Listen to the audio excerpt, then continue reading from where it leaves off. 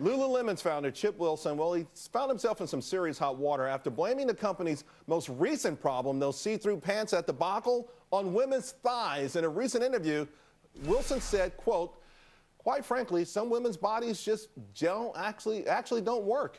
Now Wilson, well, he's making a public apology for his comments. I want you to take a listen to this. I'm sad. I'm really sad. I'm sad for the repercussions of my actions.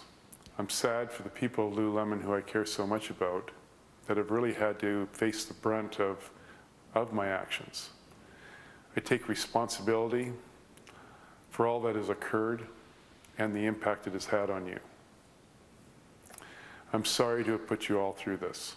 For all of you that have made Lululemon what it is today, I ask you to stay in a conversation that is above the fray. I ask you to prove that the culture that you have built cannot be chipped away.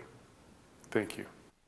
All right, so is that going to be enough to win back his customers? Bruce Turkel, creative director of Turkel Brands, is here for that one and more on that. You know, first of all, I guess we need to let the audience know, that video is aimed more at the employees of Lululemon, whose job, obviously, he just made a whole lot harder, but is it going to get the customers back?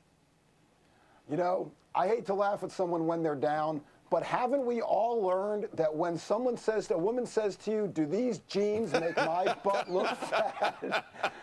You say, "No, baby, you look great." I mean, come on. That's husband-boyfriend 101 right there, huh? That's what I'm saying. Oh, man. Well, you know what? In an era where getting apologies, particularly sincere apologies, is rarer and rarer, it's sort of refreshing that at least he's made this step. But do you think it's going to be enough? No, it's never enough. There's a number of things you have to do. You got to apologize. He did that, and I think it looked sincere. It certainly looked as sincere as I could do it. But then you have to say, here's what I'm going to do to make sure this doesn't happen again. It's not just his own action, but you got to do something proactive. You got to do something positive.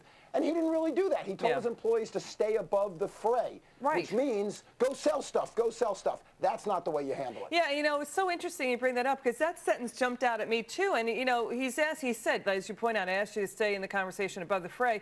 Meanwhile, he has had to deal with about 1 in 20 of their pants, the yoga pants, actually fraying around the edges, and they had to replace them. So I'm thinking to myself, what is he really crying about in this video, right, Bruce? Maybe that's the fray he was talking about. You know, the bigger problem is that this product is clearly directed at women. And, you know, I actually like their products. I wear them when I run. Why? Because my sister and my sister-in-law gave them to me as presents. But now if I say to my wife, if we're in the mall, "You know what, honey, I need to get some running shorts. I think I'll go in there." She'll say, "Wait a second, isn't that idiot who said," and then I'll just go buy something else. He's really got to do something right now to tell his core audience that he's behind them, that he supports them, and that he'll take care of his products. You know, earlier this year, the CEO of Abercrombie & Fitch made a very similar statement. Since then, they've had 2 earnings reports that have missed. The stock is down almost 40%. You would think anybody in charge of a publicly traded company might have learned a lesson there. You know, and I happen to think that this guy is a business hero. He was a former football player, and maybe he's got that sort of mentality. I was wrong on the replacement rate. It was actually 1 in 8, not in 1 in 20. So he's really crying over the 1 in 8 yoga pants having to be replaced. Yeah, but you know what? Maybe it's this jock mentality, because I want to sort of segue into the NFL with you, Bruce. They're having a tough time. It seems like almost every day there's a new scandal for the league. But will the fans ever stop watching?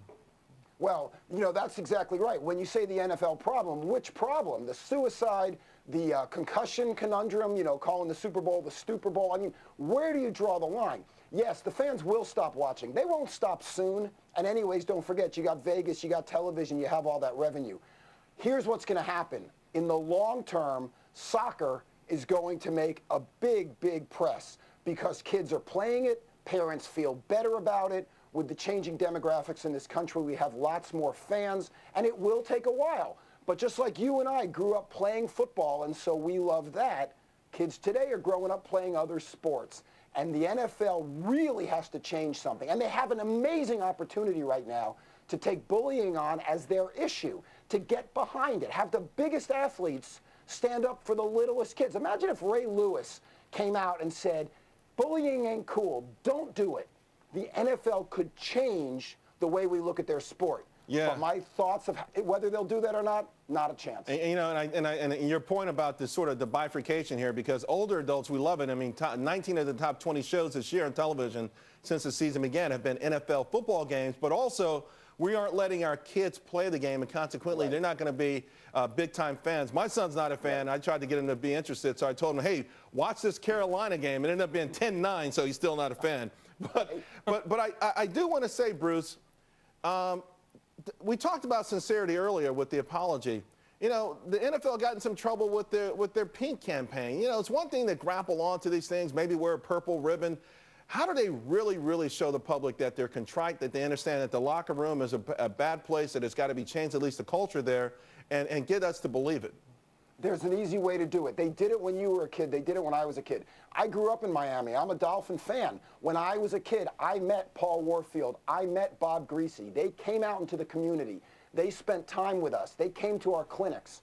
I got to meet these guys, shake their hands. They were my heroes. They don't do that anymore. Nowadays, they're behind fences. They're charging for autographs. They have forgotten who the fans are. And what they have to do is reconfigure the way they communicate with people, and more importantly, with kids. They got to get in the schools. They have to get with the kids, in the programs, and let those kids know that they matter to them. You know what? I love that answer. And not just the retired guys like the Ray Lewises, but people playing now. I mean, if you're making $20 million a year, don't charge for your autograph. Bruce, fantastic. That's right. I hope someone there is listening, because I don't want football to go away, even though it really won't. Hey, Bruce, thanks a lot. They can call me if they are. Thank you. All right, we'll see you.